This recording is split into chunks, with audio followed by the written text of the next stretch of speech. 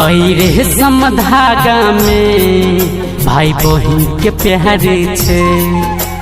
रे समधागा में भाई बहन के प्यार छे।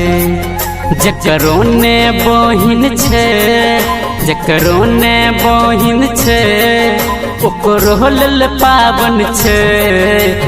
रे समधागा में भाई बहन के प्यार छे। रे समधागा में भाई बहन के प्यार छे।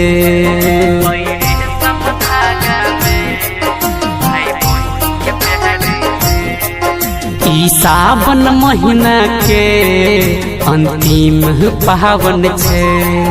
ई सावन महीना के अंतिम पावन छे।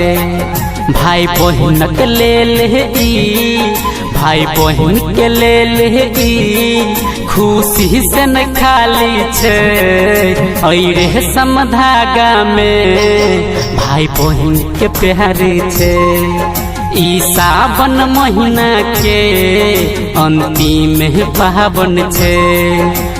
रे समधागा में भाई बहन के प्यार छे।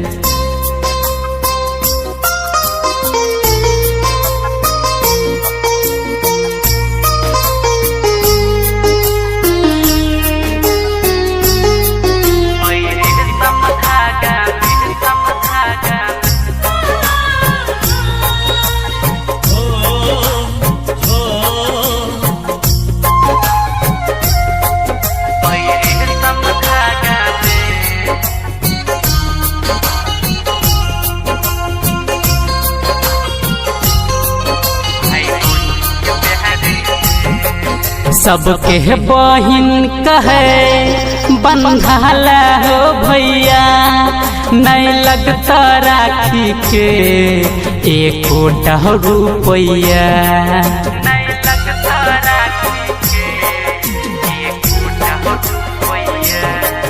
सबक बहिन कहे बंधाला हो भैया नहीं लगता राखी के एको रुपया।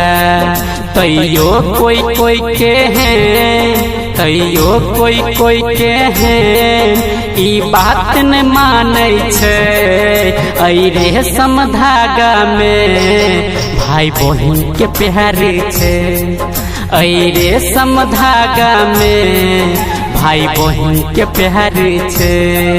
जकरो ने बहिन छे जकरो ने बहिन छे ओकरो लेल पावन छे। रे समधागा में भाई बहन के प्यार छे।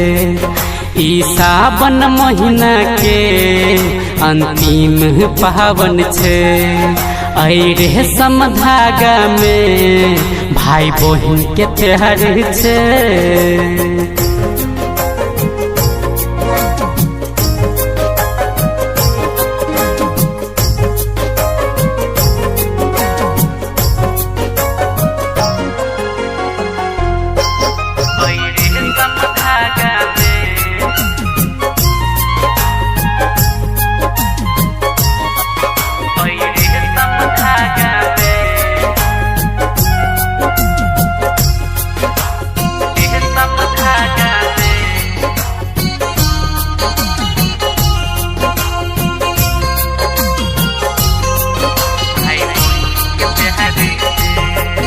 सब भाई के मन में रहे छे इच्छा जिंदगी के साथ और बात करबे बहन के हम रक्षा।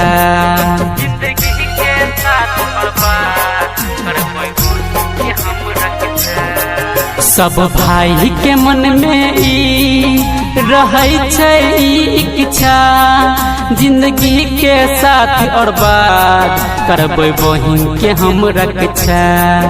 उमेश दर्दी लहके उमेश के दिल में हाँ सबको लेल प्यार छे।